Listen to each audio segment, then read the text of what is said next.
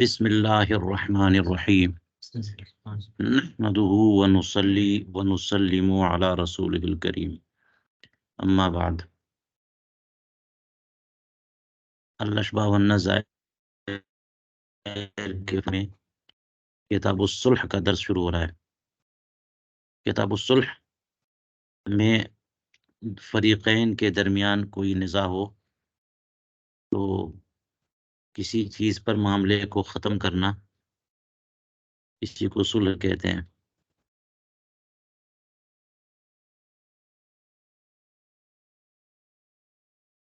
کسی نزاعی معاملے کو ختم کر دینا، دفع نزاع کوئی کیا کہتے ہیں۔ اب صلح جو ہے یہ بہت اچھی چیز ہے، قرآن و حدیث میں اس پر تحریض ہے، ترغیب دی گئی ہے۔ والصلح خیر فرمایا کہ صلح بہرحال بہتر ہے۔ تو صلح کے بارے میں بنیادی باتیں آپ کو متون میں مل جائیں گی، ٹھیک ہے۔ ظاہر ہے کہ جب تک کوئی قضیہ رہے گا نہیں، صلح کی نوبت آئے گی کہاں سے؟ تو وہی معاملہ جو چل رہا ہے، کیس مدعی مدعا علیہ والا، ایک طرف مدعی ہے دوسری طرف خصم ہے، اگر وہ اقرار کر لیتا ہے تو صلح کی ضرورت ہی کیا ہے؟ یا مدعی خود اپنا دعویٰ واپس لے تب بھی صلح کی ضرورت نہیں ہے، لیکن مدعی اپنا دعویٰ لیے ہوئے ہے، خصم اس پہ راضی نہیں ہے، اقرار نہیں کر رہا ہے، تو پھر جو ہے صلح کی نوبت آتی ہے، یا تو پھر یہ کہ قاضی فیصلہ کرے۔ تو اب اس میں ایک بات یہ یاد رکھنی ہے کہ صلح کی اس طرح سے 3 صورتیں ہو سکتی ہیں، صلح عن اقرار، یا صلح عن انکار، یا صلح عن السکوت۔ یعنی جو کسی چیز کا مدعی ہے، مدعا علیہ کے خلاف،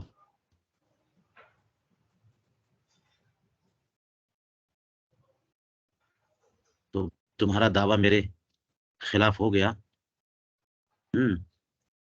تو چھوڑو کہاں جاؤ گے، کیس لے کر کے کورٹ میں، کورٹ کچہری دوڑ بھاگ، گواہی، خصومت، یہ سب چکر چھوڑو، آؤ ہم مل جل کر کے بات طے کر لیتے ہیں، ٹھیک ہے۔ تو اپنی تقریر میں کہا کرتے تھے کہ اسٹیج سے لے کر پنڈال کے آخری کونے تک، اور پنڈال کے آخری کونے سے درگاہ تک، اور درگاہ شریف سے لے کر سب لوگ اپنا مائک بند کر لیجئے اور غور سے سماع کریے۔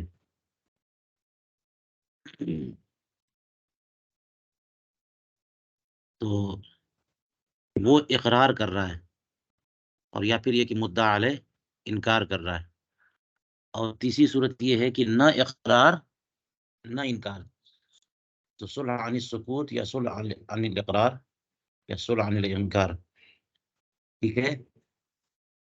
تو صلح عن اقرار جو ہے یہ بے ہے، صلح عن اقرار کہ بندے کو اقرار ہے کہ ہاں یہ چیز ہے، اور آپ چھوڑیے اس کو، آئیے صلح کر لیتے ہیں، وہ ادا نہیں کر پاؤں گا کسی بھی وجہ سے، تو اس کو کیا بولتے ہیں؟ صلح عن الاقرار جو ہے وہ بیع کے حکم میں ہے، اور صلح عن الانکار یا صلح عن السکوت، یعنی مدعی نے مدعا علیہ پر کچھ دعویٰ کیا، مدعا علیہ انکار کر رہا ہے کہ نہیں بالکل یہ غلط بات ہے، آپ کا میرے اوپر کچھ آتا نہیں ہے، اور یا پھر یہ کہ وہ خاموش ہے، بھی کچھ کہا ہی نہیں اس نے۔ ان دونوں صورتوں میں اگر صلح کی بات چلتی ہے، وہ تیار ہو جاتا ہے، تو یہ بیع کے حکم میں نہیں ہے، بلکہ یہ دفع خصومت کے لیے یہ اقدام وہ کر رہا ہے، اور اس کو افتداء للیمین کہتے ہیں۔ کیا؟ وہ یمین کا فدیہ دے رہا ہے، کیونکہ وہ ہے مدعا علیہ، تو مدعی نے دعویٰ کر دیا اس پر، تو مدعی بینہ پیش کرے گا، اور نہیں پیش کر سکا تو مدعا علیہ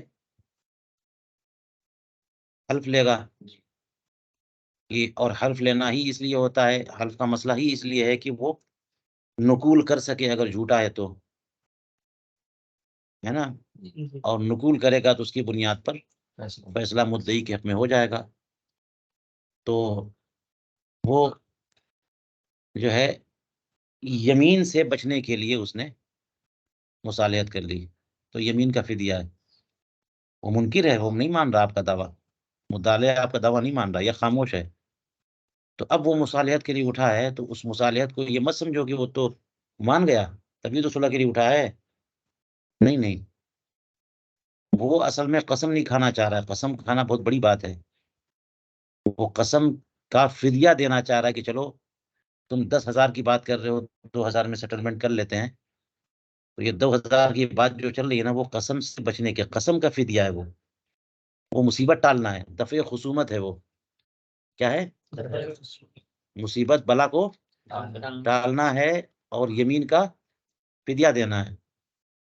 یہ مطلب نہیں ہے کہ وہ مان گیا ہے اور اب تبادلہ ہو رہا ہے.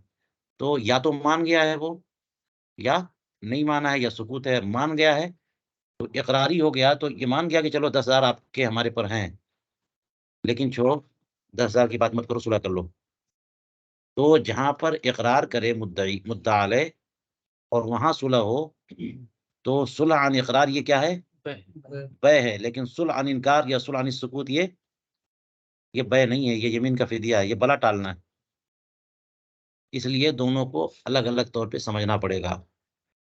آج صلح عن اقرار کی بات کر رہے ہیں، ٹھیک ہے، اور اس میں بھی یہ بات یاد رکھیے کہ یہ بے کے حکم میں ہے، جبکہ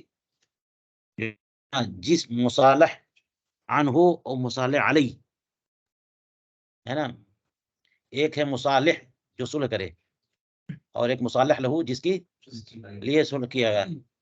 اور مصالح عنہ، ہاں، کہ جو دعویٰ تھا،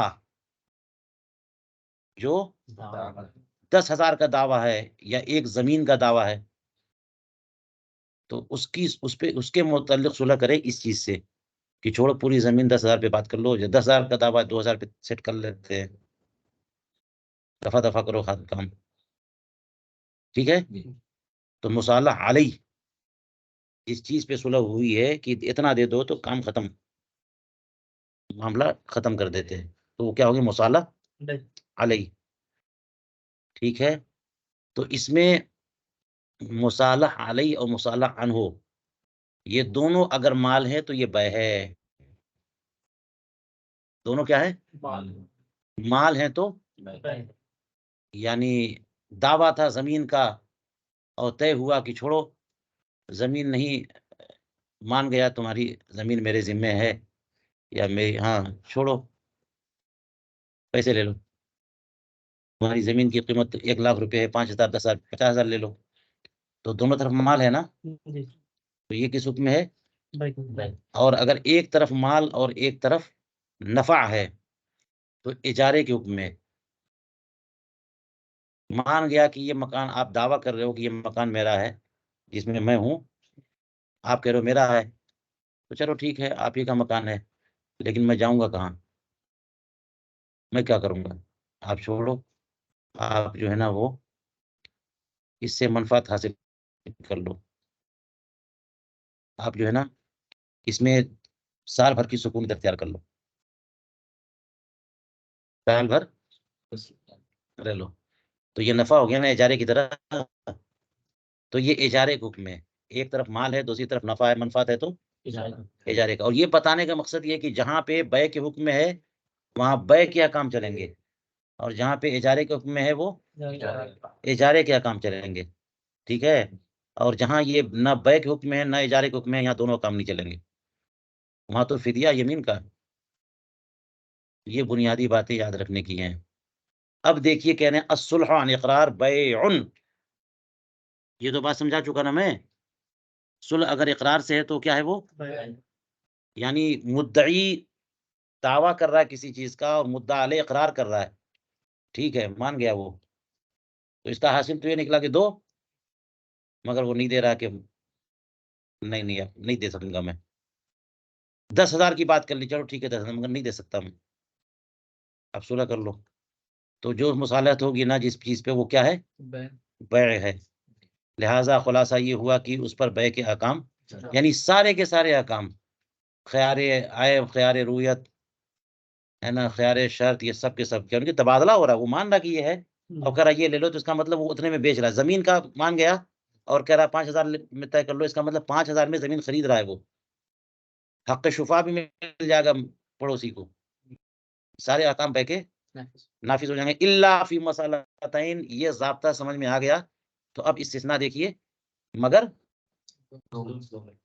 دو مسئلوں میں صلح عن اقرار بیع نہیں ہے، ٹھیک ہے، کما فی المستصفی، پہلا مسئلہ کیا ہے؟ الاولی ما اذا صالح من الدین على عبد وقبضه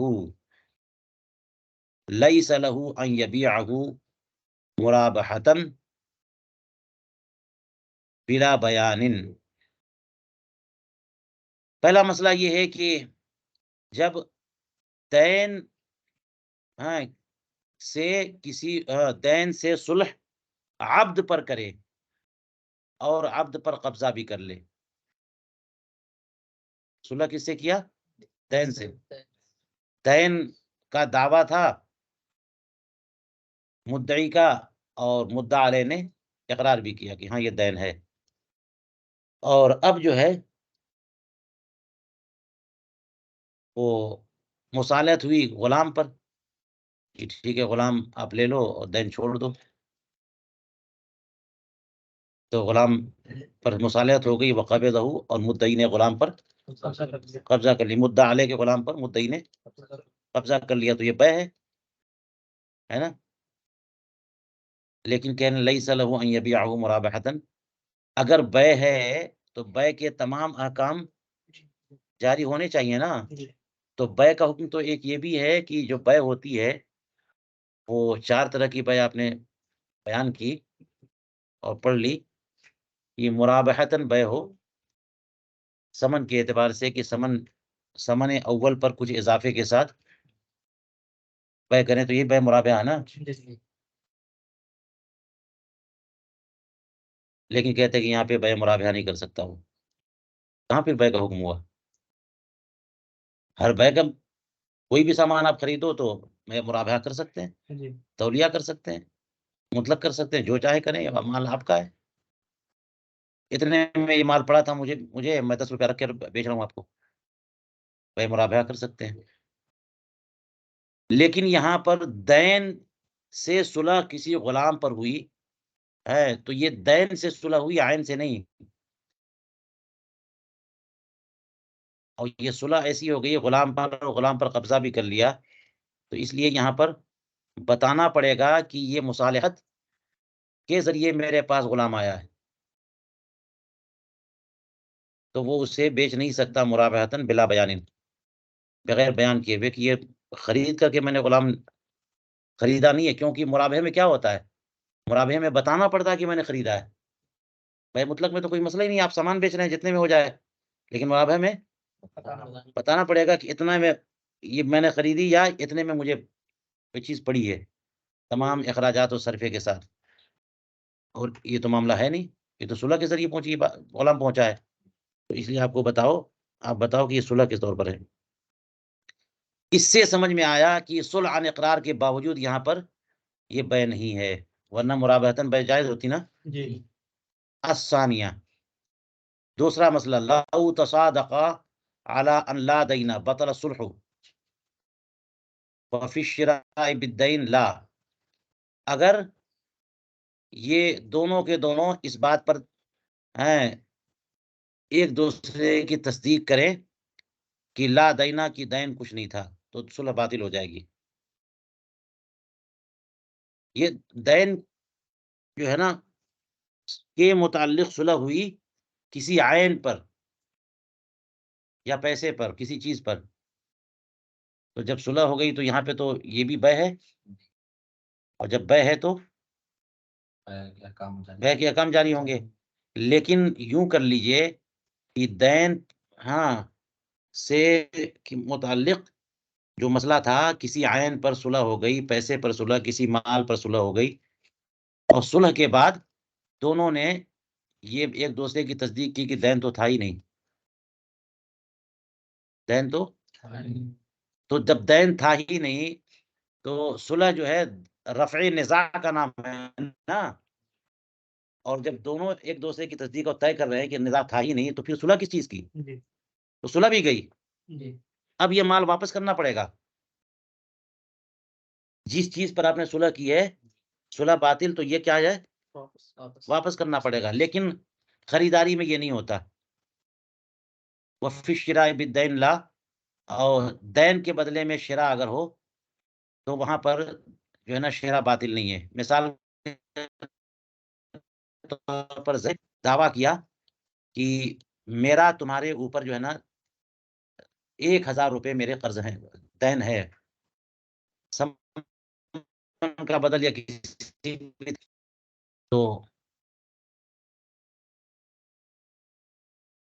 تو زید نے یہ کہا کہ تم اپنا کپڑا بیچ دو اور اسی کو سمن ہو گیا، قیمت کے طور پر وہ پیسہ رکھ لو. جو میرے تمہارے اوپر 1000 دین ہے، میں تم سے فلاں چیز خریدتا ہوں، اسی کو سمن کے طور پہ رکھ لو. دین کے بدلے میں خریدا نا. سمجھا بات؟ مصالحت کی بات نہیں ہے، دین کی بات ہے. دین کے بدلے میں خریدنا. جو پیسے میرے تمہارے پاس ڈیو ہیں،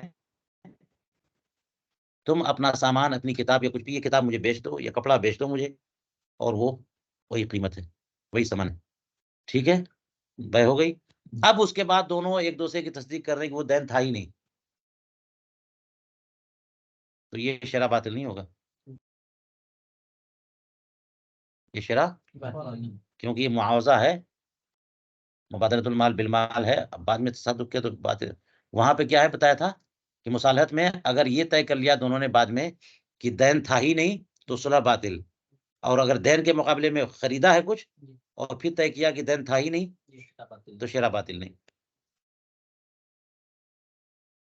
تو دیکھ لیا نا آپ نے کہ خریداری کے معاملے میں صلح جو ہے نا وہ ہے حالانکہ بے، لیکن اگر یہ ایک صورت یہ نکل رہی ہے کہ دین پر صلح کی، دین سے صلح کی اور بعد میں طے کیا کہ دین تھا ہی نہیں، تو صلح باطل ہو چکی، حالانکہ خریداری باطل نہیں ہوتی. تو فرق ہوا نا، بے ہونے کے باوجود اس میں بے کا حکم نہیں چلتا. دو مسئلے تھے اور دونوں بیان کر چکے، دونوں استثنائی مسائل. اب کہتے ہیں وَيُزَادُ كَمَا فِي الْمَجْمَعِ، جیسا کہ مجمع البحرین میں ہے تو اس پر یہ اضافہ کیا جا سکتا ہے دو مسئلے پر.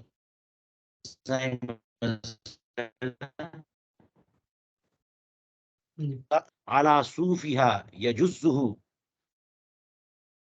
يُجِيزُهُ ابو یوسف رحمہ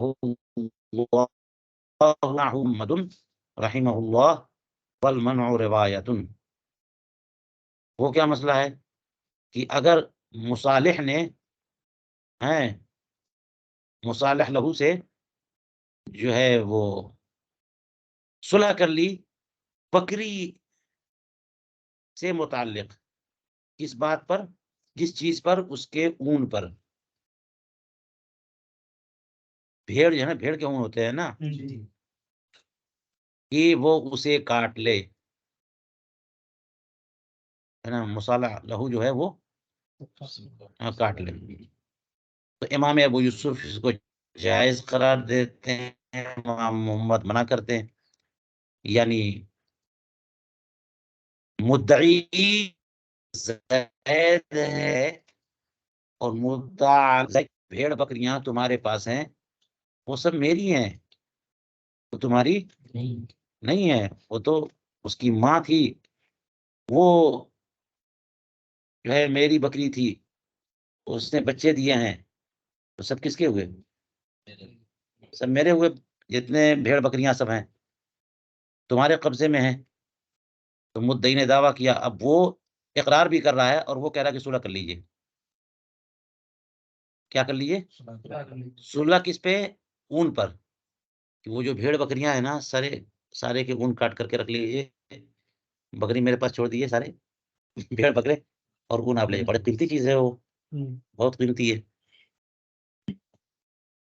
حالانکہ یہ مسئلہ فقہ کا ہے کہ اون کی بے جبکہ بھیڑ کے بدن پر ہو درست نہیں ہے جب تک کہ کاٹ کے اس کو الگ نہ کر لیا جائے, کیونکہ یہ باعث نزاع بن سکتا ہے کہ طے کیا کہ ایک بکری کی اونٹ کتنے میں, ایک بھیڑ کا اونٹ اتنے میں, اور جب کاٹنے کی نوبت آئی تو کہا ذرا اوپر سے کاٹا, اس نے جڑ سے کاٹو, نہیں تھوڑا چھوڑنا پڑے گا, بیکار لگے گا. اس طرح سے نزاع ہو سکتا ہے. تو کاٹ کے الگ کرنے کے بعد ہی ان کی بے ہو سکتی ہے. تو یہ ہاں بھیڑ کے اوپر ہی اون ہے, کیسے بے ہوگی؟ اسی لیے کہا یجزہ ہے. کیسے مصالحت ہو رہی ہے؟ کہ اس کے متعلق صلح تم کر لو اس کے اون پر کاٹ کر کے, یعنی جب معاملہ کر رہے ہیں اسی مجلس میں یہ کر لیا کہ آپ کاٹ کے الگ کر لو اور اسی میں مصالحت ہو جائے. تو بکری سے صلح ہوئی بکری کے اون پر سمجھ میں آئی؟ بھیڑ سے صلح ہوئی بھیڑ کے اون پر, دونوں طرف مال ہے کہ نہیں ہے؟ تو یہ صلح کیسی ہے؟ ہاں, اس کے بارے میں فرمایا کہ امام ابو یوسف اس کو جائز کہتے ہیں.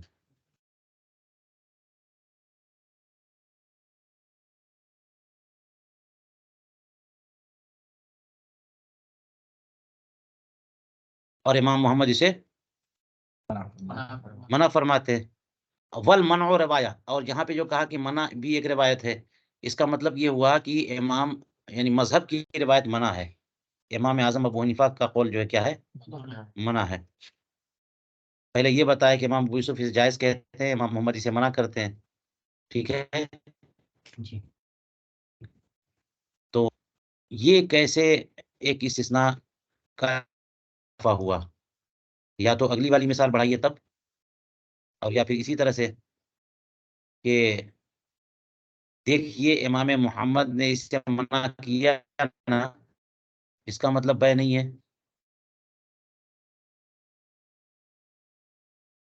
جی صلح ہو رہی ہے نا, بھیڑ کے متعلق صلح ہو رہی ہے اس کے اون پر کاٹ لو, اور پھر بھی یہ صلح درست نہیں ہے. وعلی صوفی غیر اتفاقا, اس کے غیر کے اون پر اگر مصالحت ہوئی یہ تو اتفاق جائز شرح میں ہے. مع ان بیع الصوف علی ظہر الغنم لا يجوز, حالانکہ اون کی بے ہے نا بھیڑ کی پشت پر یہ جائز نہیں ہے, یہ بتا چکا میں, جب تک کہ کاٹ کے الگ نہ کر لیں. تو اس کا مطلب یہ ہوا کہ یہ عدم جوازی کا قول ہے. اگر بے کا مسئلہ ہوتا ہے تو پھر عدم جواز کیوں؟ تو کم سے کم دوسرے بھیڑ جو ہیں اس کے اون کے بدلے میں اگر صلح ہو اور یہ بے کے حکم میں ہو تو بالکل جائز ہونا چاہیے تھی. تبھی کیا بول دیا انہوں نے؟ جائز نہیں ہے. تو یہ ایک اضافہ ہو سکتا ہے. چلیے, تو یہ پہلا ضابطہ اور اس کے دو مستثنی مسائل اور ایک کا اضافہ. آگے دیکھیے ایک اور ضابطہ, الحق اذا اجلہ صاحبہ فإنہ لا يلزم وله الرجوع.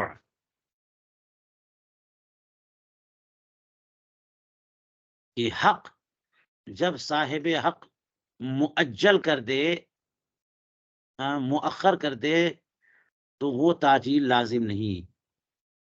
تاجیل اس سلسلے میں ایک بات یہ یاد رکھیے کہ قرض کی تاجیل کبھی بھی لازم نہیں ہوتی. دین کی تاجیل لازم ہو جاتی ہے بعض صورتوں میں, اکثر صورتوں میں, مگر قرض کی تاجیل کہ کسی زید نے بکر کو قرض دیا, پیسے دیے, اور وہ کہہ دیا، اس نے کہہ دیا کہ 1 سال کے بعد دے دینا تم. مقرض نے کہہ دیا 1 سال کے بعد دیں 1 سال کے بعد دینا، کوئی بات نہیں انسٹالمنٹ میں، تو کل ہی مانگ سکتا ہے وہ، یہ تاجیل لازم نہیں ہے. اس نے کہہ دیا کہ میں ابھی دوں گا نہیں، 1 سال کے بعد دوں گا، یہ راضی ہو گیا تب بھی لازم نہیں ہے، وہ کل ہی مطالبہ کر سکتا ہے. تو اس لیے قرض کا جو ہے نا میعادی ہونا، اس کا کوئی مطلب ہی نہیں ہے. یہ بات ذہن میں رکھ لیجئے، قرض کا میعادی ہونا، یہ لفظ لوگ بول دیتے ہیں لیکن قرض کبھی میعادی ہوتا ہی نہیں ہے. دین میعادی ہوتے ہیں جیسے مہر ہے نا اس طرح سے، لیکن قرض کبھی میعادی نہیں ہوتا، چاہے کتنا بھی اس نے دونوں پارٹی نے طے کر لیا ہو کہ چلو اتنے میں. لیکن دین کے معاملے میں یہ صورت ہوتی ہے کہ اگر دائن نے کوئی اجل دے دی تو وہ لازم ہے اکثر صورتوں میں ہے. اب یہاں پر دین کی بات نہیں ہے بلکہ حق کی بات ہے. تو کہا کہ حق کو صاحب حق اگر معجل کر دے تو یہ تاجیل بھی لازم نہیں ہے. اب لازم نہیں ہونے کا مطلب کیا ہوا کہ وَلَهُ الرُّجُوعُ، اس تاجیل سے رجوع کر سکتا ہے. یعنی ٹھیک ہے، وہ ایک طرح سے تم کو آسانی دے رہا ہے کہ آپ ادا نہیں کر پا رہے ہو، چلو 1 سال کے بعد دے دینا، 1 مہینے کے بعد دے دینا. تو لازم نہیں ہے کا مطلب یہ نہیں کہ عدم تاجیل بھی لازم ہے. ایک طرح سے اوپن کر دیا اس نے کہ ٹھیک ہے بعد میں ابھی مطالبہ نہیں کر رہا ہوں، میں بعد میں کر سکتا. لیکن اگر وہ تاجیل کر دیتا ہے، معجل کر دیتا ہے، تو وہ تاجیل لازم نہیں ہے، وہ جب چاہے کیا کر سکتا ہے، رجوع کر سکتا ہے. فی ثلاث مسائل، 3 مسئلے بتائے ہیں کہ 3 مسئلوں میں حق کی تاجیل کے باوجود تاجیل لازم نہیں ہے اور وہ تاجیل سے رجوع کر سکتا ہے صاحب حق. وہ 3 مسائل کیا ہیں؟ فی شفاعت الوالدیہ، یہ تینوں مسائل فتاوی والوالدیہ کی کتاب الشفاء میں مذکور ہے. چلیے، اجل الشفیع المشتری بعد الطلبین للاخذ صحہ وله الرجوع. جی، شفیع نے مشتری کو ٹائم دے دیا ہے بعد الطلبین، دونوں طلب کے بعد، للاخذ، اخذ کے لیے ٹائم دے دیا کہ ٹھیک ہے میں تم کو ٹائم دے رہا ہوں، پیسہ میں دے دوں گا جتنے میں تم نے خریدا ہے، اور تم وہ سامان مجھے زمین واپس کر دو، مجھے بیچ دو. اور یہ تو اس کا حق ہو گیا. تو صحہ، یہ تاجیل اس کے لیے صحیح ہے، وَلَهُ الرجوع، اور اسے حق حاصل ہے کہ رجوع کرے. اچھا، بعد الطلبین کہا کیونکہ شفاء کے لازم ہونے کے لیے یہ حق ایسا ہے کہ فوراً یہ ختم ہو جائے گا اگر یہ سستی کرے گا تو شفیع. ٹھیک ہے، تو طلب مواسبہ اور طلب اشاعت دو تو ضروری ہیں کہ جیسے ہی خبر پہنچی کہ پراپرٹی تمہارے بغل والی بک گئی تو فوراً بلا جھجک بلا توقف بولے کہ مجھے چاہیے. یہ کیسے ہو گیا، مجھے بتائے بغیر بیچ دیا. اور پھر اس کے بعد اسے ٹائم ملتا ہے کہ ذرا 2-4 لوگوں کو بلا کر کے گواہ بنا لے کہ دیکھو یہ چیز بکی ہے، کورٹ میں مسئلہ جا سکتا ہے، میں مطالبہ کروں گا، آپ لوگ گواہی دیں گے. تو طلبین، 2 طلب تو ضروری ہے نا اپنے اس حق کو موقت کرنے کے لیے. 2 طلب، تو 2 طلب ہو چکا، 2 طلب ہو چکے ہیں. اس کے بعد شفیع مشتری کو ٹائم دے رہا ہے، حالانکہ اس کا حق ہے وہ چاہے تو ابھی لے لے، لیکن شفیع نے مشتری کو ٹائم دے دیا کہ تم جو ہے نا 1 مہینے کے بعد یا 1 سال کے بعد ٹائم لے لو، کوئی بات نہیں، اس کے بعد مجھے بیچ دینا. تو یہ ٹائم دینا صحیح ہے. صحیح کہا نا، یعنی یہ تاجیل صحیح ہے. وَلَهُ الرجوع، لیکن لازم نہیں ہے. صحیح ہونے کا مطلب لازم نہیں ہے، صحیح تو ہے لیکن لازم نہیں ہے. یعنی صحیح ہونے کا مطلب یہ کہ اگر وہ ٹائم دے رہا ہے، اس کو آپ یہ مت مانیے کہ وہ راضی ہو رہا ہے کہ مجھے نہیں ملے تو کوئی بات نہیں. سال بھر کا ٹائم دے دیا تو آپ کہیے نہیں، اس کا حق ختم ہو گیا. حق ختم نہیں ہوا. طلبین تو ہو چکے ہیں نا، طلب مواسبہ، طلب اشاعت ہے، تو اس کا حق زبردست ہو چکا ہے، اب کوئی روک نہیں سکتا ہے. سال بھر کا ٹائم دے دیا تو سال بھر میں بھی مطالبہ کر سکتا ہے، اس کو دینا پڑے گا. تو یہ تاجیل درست ہے، لیکن اس تاجیل سے رجوع کر سکتا ہے. سال بھر کا ٹائم دیا اور کل ہی کو کہے نہیں وہ جو میں نے ٹائم دے دیا تھا تم کو، میں واپس لیتا ہوں، مجھے آج ہی چاہیے. یہ ایک مثال ہو گئی کہ صاحب حق اگر اپنے حق کو معجل کرے تو تاجیل درست ہونے کے باوجود لازم نہیں ہے، اور وہ اپنے اس تاجیل سے رجوع کر سکتے. ایک مثال یہ ہو گئی.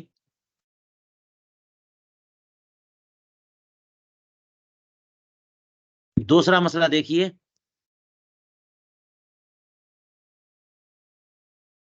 یہ کیا ہے؟ اجلت امرأۃ العنینہ، یہ کیا ہے؟ امرأۃ العنینی زوجها بعد الحلول صح ولها الرجوع. عنین مرد کی زوجہ نے اپنے شوہر کو حلول مدت کے باوجود اسے اور ٹائم دے دیا تو یہ تعجیل درست ہے اور اس عورت کو اس تعجیل سے رجوع کا حق حاصل ہے. زید اور ہندا کی شادی ہوئی. زید اپنی مردانگی کی کمی کی وجہ سے اپنی زوجہ تک نہیں پہنچ پا رہا ہے، عنین ہے، ٹھیک ہے، زوجیت کے حقوق ادا کرنے کے لائق نہیں ہے، تو عورت مقدمہ دائر کر سکتی ہے کہ ایسا ایسا مسئلہ ہے میرے شوہر کے ساتھ، مجھے طلاق چاہیے. ٹھیک ہے، تو قاضی جو ہے ٹائم دے گا شوہر کو، اور وہ ٹائم 1 سال مثال کے طور پر، کہ اپنا علاج کرائے اور پھر اس کے بعد دونوں ایک ساتھ رہیں، دونوں، اور وہ اپنا علاج کرائے اور اس کے بعد سب صحیح ہو گیا تو سب صحیح ہے، اور پھر بھی اگر صحیح نہیں ہوا تو 1 سال کے بعد عورت پھر رجوع کرے قاضی کے پاس. وہ رجوع کرے گی تب جا کے پھر قاضی سنے گا. تو اس نے رجوع کیا کہ 1 سال کے بعد بھی ہمارے شوہر ٹھیک نہیں ہوئے، تو اب تفریق کر دے گا وہ کون؟ قاضی. لیکن اس موقع پر پہنچ کر کے عورت نے اپنے عنین شوہر کو اور مہلت دے دی تو اس کا حق ہے نا، لیکن اس نے اپنے حق کو معجل کر دیا اور مہلت دے دیا اور ٹائم دے دیا، تو یہ تعجیل درست ہے، لیکن لازم نہیں ہے. وہ چاہے تو رجوع، یعنی کہہ دے 1 سال اور ہم دے دیتے ہیں، تو 1 سال اور دے دیا اس نے، یہ تعجیل ٹھیک ہے، لیکن وہ کل چاہے تو رجوع کر سکتا. سمجھ میں آ گئی؟ تو عنین کی زوجہ اپنے شوہر کو کیا کرے؟ مہلت دے بعد الحلول، جو مدت طے کی گئی تھی کہ وہ اپنا علاج کرائے، اس مدت کے گزرنے کے بعد، تو یہ تعجیل درست ہے اور عورت کو. تیسری مثال دیکھیے. استمحل المدعى علی فامحلہ المدعی صح ولہ الرجوع. جی 3 مسائل تھے نا. مدعا علیہ نے مدعی سے مہلت چاہی، یعنی مدعی نے کہا تھا کہ تم پر میرا جو نا 10,000 آتا ہے، اور مدعا علیہ کو مجبوراً قائل ہونا پڑا، یا اقرار کیا اس نے، یا انکار کے بعد بینہ سے ثابت کر دیا مدعی نے. تو اب مدعا علیہ پر لازم ہے نا کہ وہ ادا کرے. تو مدعا علیہ نے مہلت مانگی کہ ٹھیک ہے آپ کا حق میرے اوپر نافذ لازم ہو چکا، مجھے ٹائم دیجیے 2 مہینے 4 مہینے کا. تو مدعی نے اسے مہلت دی، تو یہ امحال جو ہے یہ درست ہے، لیکن رجوع کر سکتا ہے جب ثابت ہو گیا. تو اب تو بلا وجہ کیوں مہلت. 3 مسائل ہو گئے. چلیے ٹھیک ہے. صاحب حق جب اپنے حق کو ٹال دے یا مہلت دے دے تو لازم نہیں ہے، صحیح تو ہے لیکن لازم نہیں ہے، رجوع کر سکتا ہے. 3 مسائل. اب چلیے. الصلح عقد يرفع النزاع فلا يصح مع المودع بعد الهلاك اذ لا نزاع. صلح ایک ایسا عقد ہے جو نزاع کو ختم کر دیتا ہے، ختم کر دے. یہ تو ہم نے بتایا تھا صلح کی تعریف ہی یہی ہے. ہاں دفع نزاع مقصد ہے اس کا. لہذا چونکہ صلح ایسا عقد ہے جو نزاع کو دور کر دے، تو مودع کے ساتھ جو ہے نا ہلاکت کے دعوے کے بعد صلح درست نہیں ہے. اس کی وجہ یہ ہے کہ وہاں نزاع ہی نہیں ہے. اب یہ مودع اور مودع عین کو ودیت کے طور پہ رکھتا ہے نا. زید نے بکر کے پاس اپنا کوئی سامان رکھا، ٹھیک ہے، تو ودیت بھی من جملہ امانات سے ہے. تو اگر وہ امانت مودع کے پاس ودیت ہلاک ہو جائے تو وہ ضامن نہیں ہے مودع، لیکن اگر ہلاک کر دے تو ضامن ہے. تو مودع بکسر الدال، اس نے مودع سے کہا بفتح الدال کہ لاؤ میری ودیعت لاؤ. تو اس نے کہا کہاں سے لائے، وہ تو چوری ہو گیا، برباد ہو گیا، ختم ہو گیا. تو اب یہ نہیں کہہ سکتا کہ جھوٹ بول رہے ہو. یہیں تو خالی اس کا ایک ہی جملہ سب ختم کر دے گا معاملہ. اس نے کہہ دیا کہ وہ ہاں ہلاک ہو گیا، تو اس پہ تاوان ہی نہیں ہے، ذمہ داری کچھ دعویٰ کر ہی نہیں سکتا، تو نزاع وہیں سے ختم. ٹھیک ہے، لہذا مودع کے ساتھ صلح نہیں ہو سکتی. یہ کہے کہ نہیں نہیں ہے تو پھر مجھ سے مطالبہ کر رہے، چلے 100 روپے لے لو، یہ غلط ہے نا. کیونکہ صلح کا مقصد دفع نزاع ہے، اور یہاں تو جب اس نے ہلاکت کا دعویٰ کر دیا تو نزاع ختم. اگر استہلاک کی بات آتی تو پھر نزاع کی صورت باقی تھی کہ تم نے جان بوجھ کے ہلاک کیا ہے. تو وہی کہہ رہے ہیں کہ فلا یصح، جو صلح درست نہیں ہے مودع کے ساتھ بعد دعوی ہلاکت کا دعویٰ مودع نے کر دیا کہ وہ چیز ضائع ہو گئی ہے، تو پھر جو ہے نا صلح درست اس لا نزاع، کیونکہ نزاع ختم. ويصح بعد حلف المدعى عليه رفعا للنزاع بإقامة البينة، اور مدعى علیہ کے حلف کے بعد درست ہے. اچھا وجہ یہی ہے نا کہ صلح رفع نزاع کے لیے ہے. صلح کس لیے ہوتی ہے؟ تو نزاع کی اگر کوئی صورت گنجائش ہے وہاں پہ تو صلح کی گنجائش ہے، اور نزاع کی گنجائش نہیں ہے تو صلح کی بھی گنجائش نہیں ہے. ایک صورت آپ نے دیکھ لی کہ نزاع کی کوئی گنجائش نہیں ہے.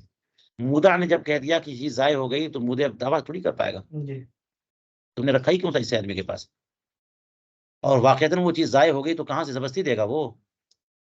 پھر دنیا میں کوئی کسی کی ودیعت نہیں رکھے گا. ودیعت رکھنا تو تبرع ہے، تمہاری بھلائی کے لیے رکھ کے آدمی پھنس جائے گا ہے. تو پھر تم نے اپنے پاس کیوں نہیں رکھا؟ تمہارے پاس بھی وہ چیز ضائع ہو سکتی تھی، اس لیے میرے پاس رکھا، اور میرے پاس بھی ضائع ہو گئی. تو اس کا یہ کہہ دینا کہ وہ چیز ضائع ہو گئی یہی کافی ہے نزاع کے ختم ہونے کے لیے. لیکن اب آگے دیکھیے کہ مدعی اور مدعا علیہ کا مسئلہ چل رہا تھا جی. اور مدعی، غور سے سنیے، مدعی نے دعویٰ کیا مدعا علیہ پر کہ میرا یہ حق تمہارے اوپر آتا ہے، یا تمہارے ہاتھ میں جو مکان ہے، دکان ہے، وہ میرا، دکان میری، جو جانور ہے، جو مال ہے، وہ میرا. ٹھیک ہے. اور مدعا علیہ نے منع کیا. مدعی سے قاضی نے کہا کہ بینہ پیش کرو. قاضی نے بینہ کا مطالبہ کیا، مدعی بینہ نہیں پیش کر سکا، تو قاضی مدعا علیہ سے قسم لے رہا، وہ قسم کھا گیا، تو اب مال اس کا ہو جائے گا نا. نزاع ختم ہوا کہ نہیں ہوا؟ اب اس مرحلے میں آ کر کے صلح ہو جائے تو کیا یہاں پہ نزاع کی گنجائش ہے کہ نہیں ہے؟ کہتے ہیں ابھی بھی گنجائش ہے. گنجائش کیا ہے؟ گنجائش یہ ہے کہ ہو سکتا ہے کہ اب سے اس کے پاس جو بینہ سے منع کیا اس نے، کس نے؟ مدعی نے. بینہ کون پیش کرے گا؟ جب قاضی نے مدعی سے کہا کہ بینہ پیش کرو، حلف کی نوبت تبھی آتی ہے نا. کب؟ جب بینہ نہیں، تو بینہ نہیں دے سکا تو حلف کی نوبت آئی، حلف لے لیا اس نے. اب اس کے بعد کبھی کبھی ایسا ہوتا ہے کہ بینہ وقت پہ موجود نہیں ہے، ہمارے گواہ شہر سے غائب ہیں، گئے ہوئے سفر پہ، آپ انہیں سے حلف لے لیجیے، اور حلف لے لیا اس نے. اب اس کے بعد جو ہے نا دوسرے دن اس کے بینہ آ گئے، دو گواہ ہے، تو یہ تو مدعی ہے، اس کو حق نہیں ہے کہ بینہ پیش کرے، بالکل حق ہے. تو حلف مدعا علیہ کے باوجود نزاع کی صورت باقی ہے کہ نہیں ہے بتائیے؟ اس ٹائم بینہ پیش نہیں کر سکتا تھا کسی مجبوری سے، تو اس نے کہہ دیا تھا کہ ان سے قسم لے لیجیے، قسم لے لیا، معاملہ ختم. لیکن پھر کل کو جو ہے نا وہ کہہ دے کہ نہیں ہمارے پاس بینہ اس ٹائم نہیں تھا، لیکن سب ہمارے گواہ آ گئے ہیں، موجود ہیں، ہم گواہ پیش کرنا چاہتے ہیں. تو جب بھی اقامت بینہ کرے گا تو معاملہ اس کا ہوگا کہ نہیں ہوگا؟ تو نزاع کی صورت مدعا علیہ کے حلف کے بعد بھی نزاع کی صورت ہے کہ نہیں ہے؟ لہٰذا مدعا علیہ کے حلف کے بعد بھی مصالحت ہو سکتی ہے، وہی تو کہہ رہے ہیں. وَيَصِحُ بَعْدَ حَلْفِ الْمُدَّعَى عَلَيْهِ، مدعا علیہ کے حلف کے بعد بھی صلح درست ہے. کیوں؟ مدعا علیہ نے جب حلف لے لیا تو اب کہاں نزاع؟ اقامت بینہ کے ذریعے نزاع جو ہے کہ نزاع ابھی بھی جاگ سکتا ہے، اور اقامت بینہ جب کرے گا مدعی، ہاں، تو اس لیے کہتے ہیں کہ اس نزاع کو دور کرنے کے لیے جو اقامت بینہ کے ذریعے ہو. وَلَوْ بَرْهَنَ الْمُدَّعِي بَعْدَهُ عَلَى أَصْلِ الدَّعْوَى لَمْ يُقْبَلْ. ہاں، اور اگر مدعی صلح کے بعد اصل دعویٰ پر بینہ پیش کرے تو لم یقبل.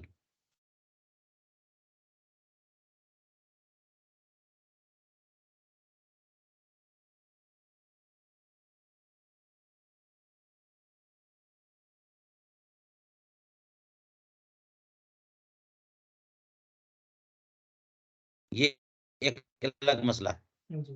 اور بعدہو میں ضمیر جو ہے نا صلح کی طرف. ٹھیک ہے.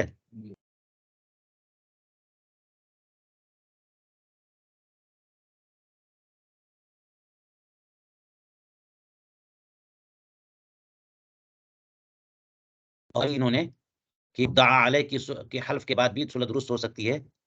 یہ مطلب نہیں ہے کہ اقامت بینہ کر دے گا پھر صلح ہوگی.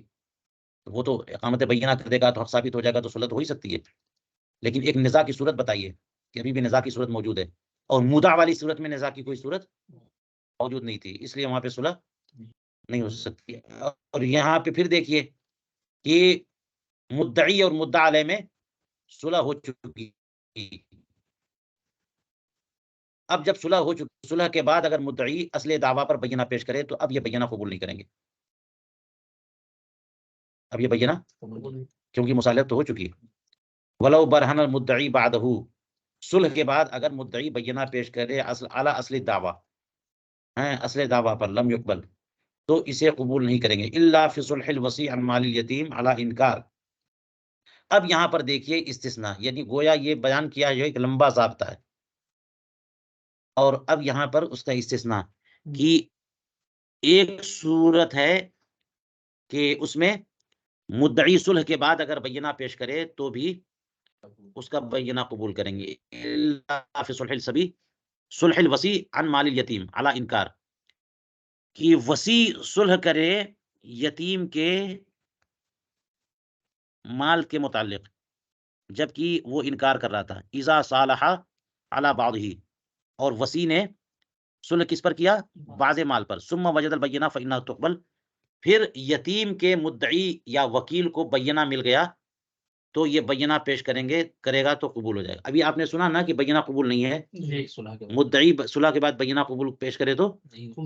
لیکن بات اگر یتیم کی آ جائے تو یتیم کا معاملہ الگ ہوتا ہے نا، کہ اس میں وہ سارے تصرفات نہیں مانے جاتے جو یتیم کے حق میں نقصان دہ ہوں. حالانکہ وہی یتیم بڑا ہو کر کے جو چاہے تصرف کرے اپنے خلاف، اپنے مفید یا مضر، سارے کے سارے تصرفات مانے جائیں گے. لیکن یتیم کی یتیمی میں اس کا وصی بھی اگر کوئی ایسا تصرف کرتا ہے جو اس کے لیے نقصان دہ ہو تو یہ تصرف بھی نہیں مانا جاتا. تو اسی کی صورت ایک یہ لے لیجئے کہ وصی زید نے اپنے یتیم بچوں کے لیے مال چھوڑا ہے اور بکر کو وصی بنا دیا، بکر کو وصی بنا دیا کہ وہ سب مال اس پہ خرچ کرتے رہو، دیکھتے رہو، اور جب وہ رشد کے عمر کو پہنچے تو دے دینا. تو لوگوں نے مقدمہ کر دیا اس وصی پر کہ یہ سب کھا گیا مال، یتیموں کا مال کیا کر گیا؟ کھا گیا. اور یہ انکار کر رہا ہے، ہرگز نہیں، میں نے تو سب دے دیا، میں نے کچھ ضائع نہیں کیا.